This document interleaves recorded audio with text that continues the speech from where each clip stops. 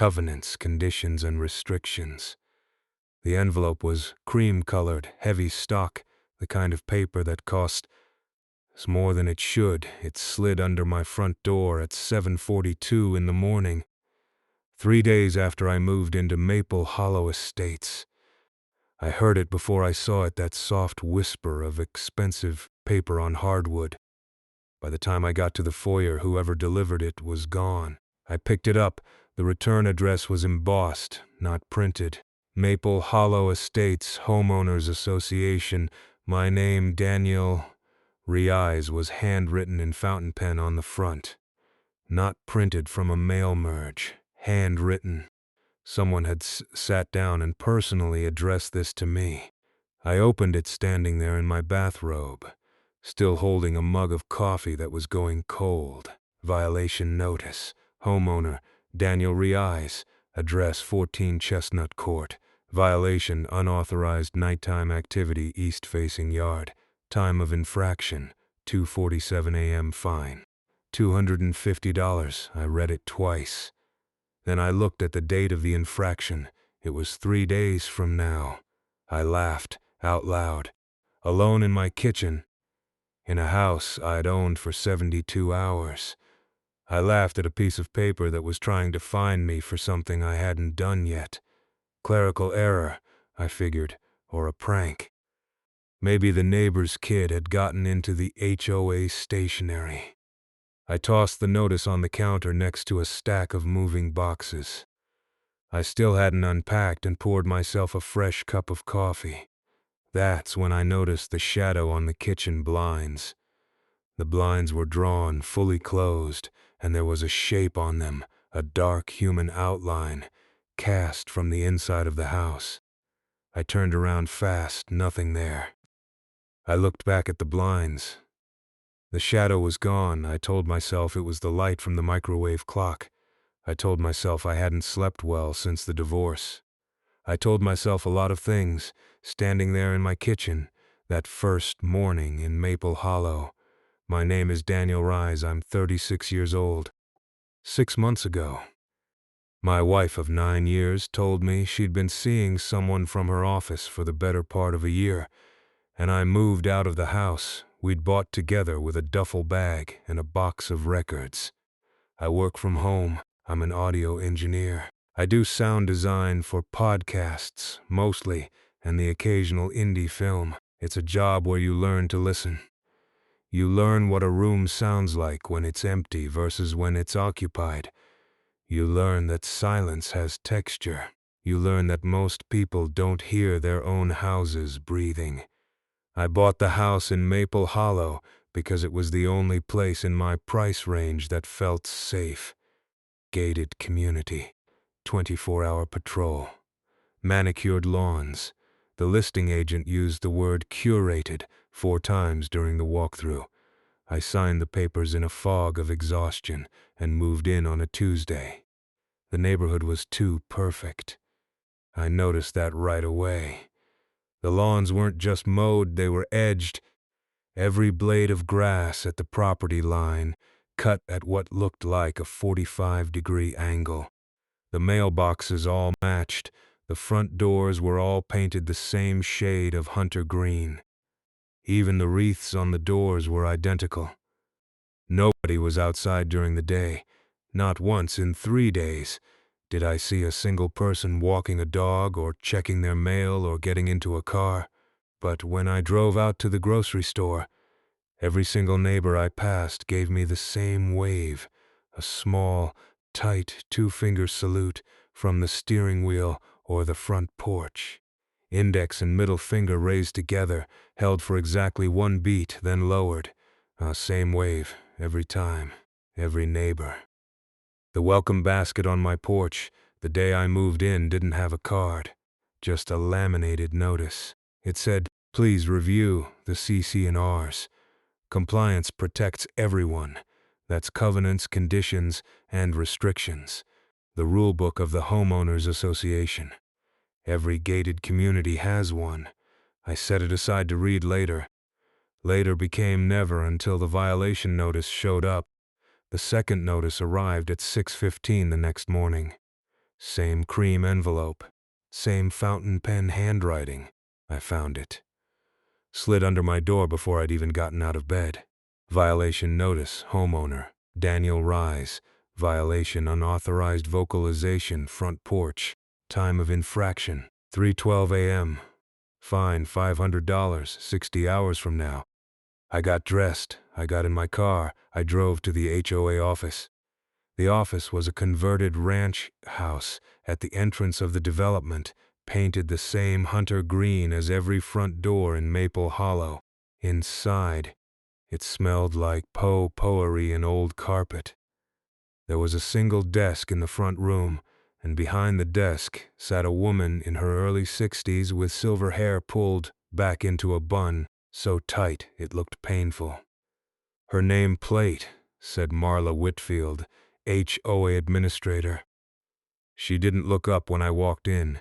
She was writing something in a leather-bound ledger with a fountain pen. I put both notices on her desk. "I need to talk to someone about these," I said. "That would be me, Mr. Reyes. You know who I am." "Of course I do. I welcomed you to the neighborhood on Tuesday." I didn't remember meeting her. I would have remembered. "How can you fine me for something that hasn't happened yet?" Marla finished writing whatever she was writing. She set the fountain pen down carefully, blotted the ink, and finally looked up at me. Her eyes were very tired. That's what struck me. She had the eyes of someone who hadn't slept properly in a long, long time. "We don't fine you for what you'll do, Mr. Reyes."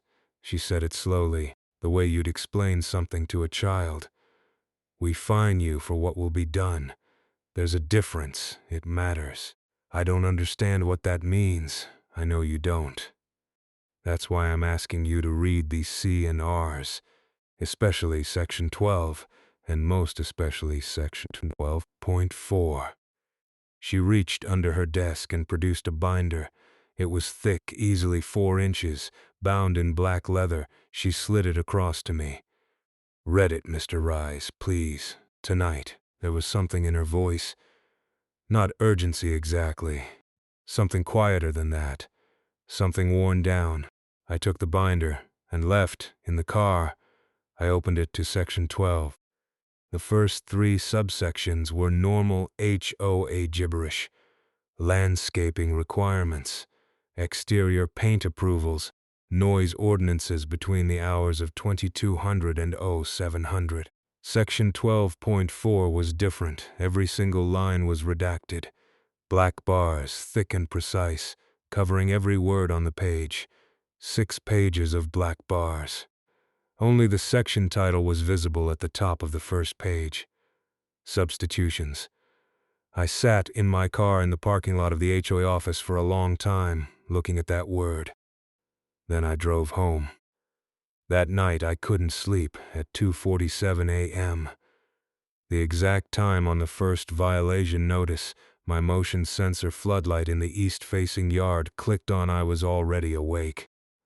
I'd been lying in bed watching the clock, telling myself I was being ridiculous, telling myself nothing was going to happen. When the light came on, I got up and went to the window. The yard was empty. The light stayed on for its programmed 30 seconds, then clicked off. Then it clicked on again. Empty yard. Off, on, off, on.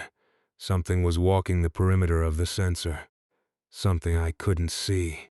Testing where the light started and stopped. Learning it. I watched for 11 minutes.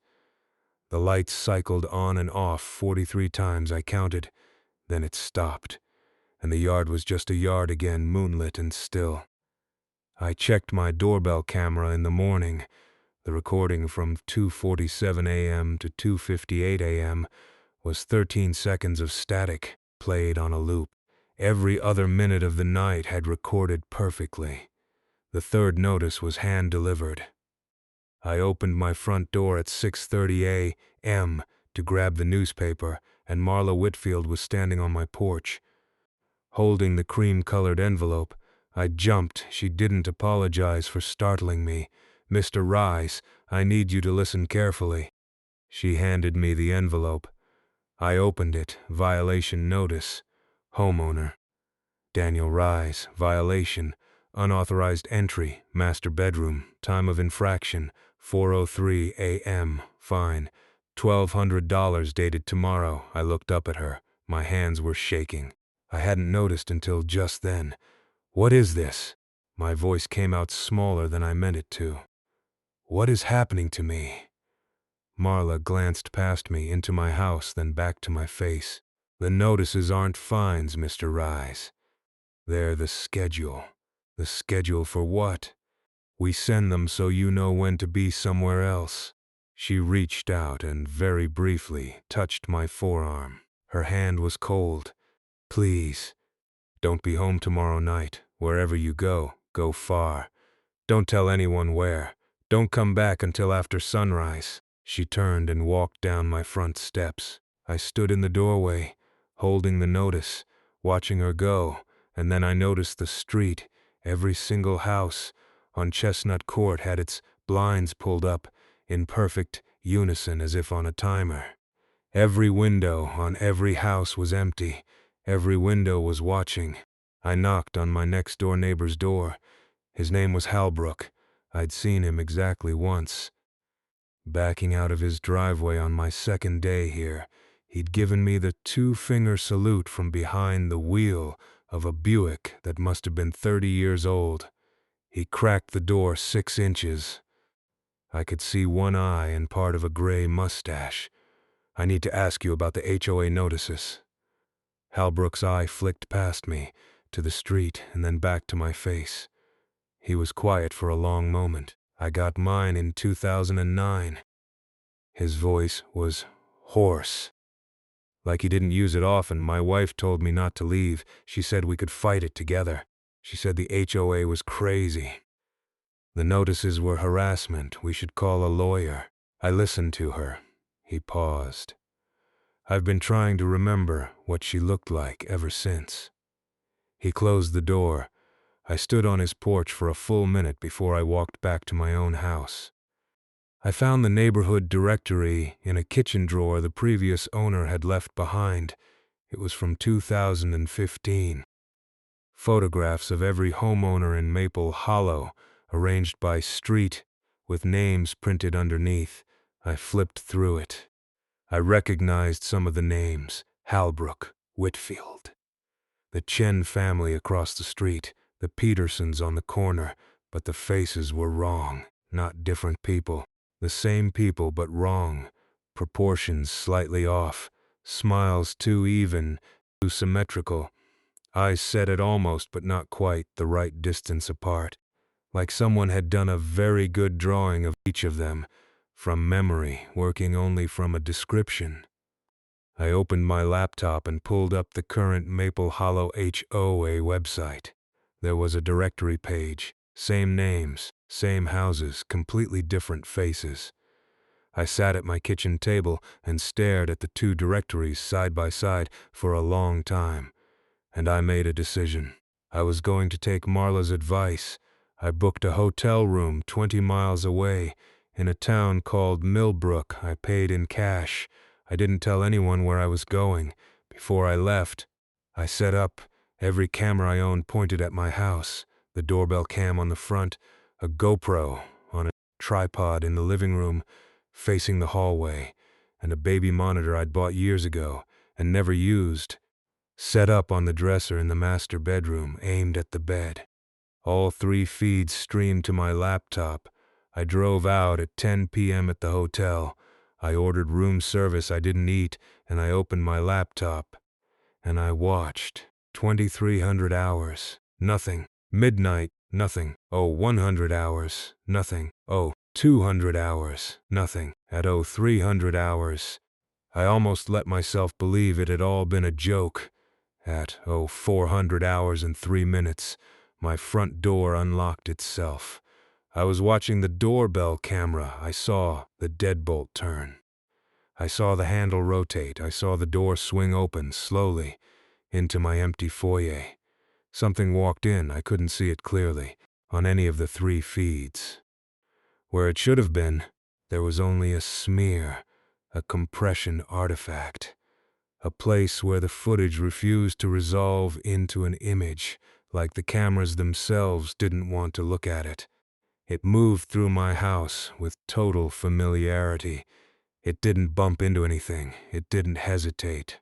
It walked from the foyer to the living room, past the GoPro, and then down the hallway to my bedroom. The baby monitor picked it up. It walked to my bed. It pulled back the covers. It lay down. And then, over the next 4 hours, I watched the smear slowly take my shape. It filled in, its sharp features I couldn't quite see. At first began to resolve into a jawline hair, the curve of a shoulder under the blanket. By 0600 hours, it was recognizable as a man. By 0700 hours, the man had my face. By 0800 hours, he was sleeping peacefully in my bed. At 08:15, he opened his eyes. He looked directly at the baby monitor. He smiled. It was my smile. And then he raised his hand, and he gave the camera the two-finger salute, index and middle finger 1 beat lowered. I closed the laptop. I drove back at dawn. I don't remember the drive. I remember getting in the car, and I remember pulling into my driveway, and I don't remember anything in between. Marla was waiting on my front porch. She was holding an envelope. It wasn't cream-colored this time. It was white, business-sized. "You did everything right, Mr. Reyes." I got out of the car. My legs felt like they belonged to someone else. There's someone in my house. I know. He has my face. I know. She held out the envelope. I took it. Inside was a check made out to me from the Maple Hollow Estates Homeowners Association for the full purchase price of my house, plus 12%. "What is happening?" I whispered. Marla sat down on my front steps. She patted the spot next to her. After a moment, I sat down too. "Most of them don't take the warning." She was looking at her hands, folded in her lap. "Most of them argue. They call the police. The police come, and they don't find anything, because there's nothing to find yet. Then they call lawyers. They post on social media about the crazy HOA. They dig in. They stay." She paused. "Holbrook fought it. In 2009, that's not Holbrook next door anymore. Hasn't been for 17 years. His wife knew at the end. She's the one who let it in. She thought if she cooperated it would spare him. It didn't." Marla shook her head slowly. "We don't know. The development was built in 1978, on top of something. We don't know what. It replaces one of us every few years. It has to be someone who lives here. That's the only rule we've been able to figure out. The association was formed to keep track, to warn the new ones, to give them a chance to leave. Why don't you just tell people before they move in? Would you have believed us?" I didn't answer. Marla nodded toward my house through the front window. I could see him the other me making coffee in my kitchen, humming a song I didn't recognize. He looked up and waved at a neighbor across the street. The neighbor waved back, the two-finger salute. "He'll live your life better than you did." Marla's voice was gentle. "He'll pay his HOA dues on time. He'll edge his lawn. He'll be a good neighbor. In 30 or 40 years, we'll send him a notice, and he'll leave too, and else will move in. That's how Maple Hollow works." She stood up. "Take the check. Go far. Change your name if you can. Don't come back. Ever." She started to walk away, then stopped. "Oh, one more thing." She reached into her cardigan pocket and pulled out one more envelope. Cream-colored. Fountain pen handwriting. "I'm sorry to give you this now, but you should have it." She placed it in my hand and walked back to the HOA office without looking back. I opened it 20 miles down the road, pulled over on the shoulder of the highway, hands still shaking so badly I could barely tear the paper. It was a violation notice, homeowner. Daniel Reyes violation, unauthorized nighttime activity fine, $250. The date of the infraction was 41 years from now. I moved to a small town in Oregon. I changed my last name. I never told anyone where I'd come from. I never spoke about Maple Hollow. I got older. I got remarried to a good woman who never asked too many questions about my past. I got gray at the temples. I almost forgot. Yesterday I went out to check the mail inside my mailbox. On top of the electric bill and a grocery store circular was a laminated card. Please review the CC&Rs. Compliance protects everyone. I'm sitting at my kitchen table now, holding the card, and I can hear something moving in the east-facing yard. The motion light just clicked on, then off, then on, then off, then on the end.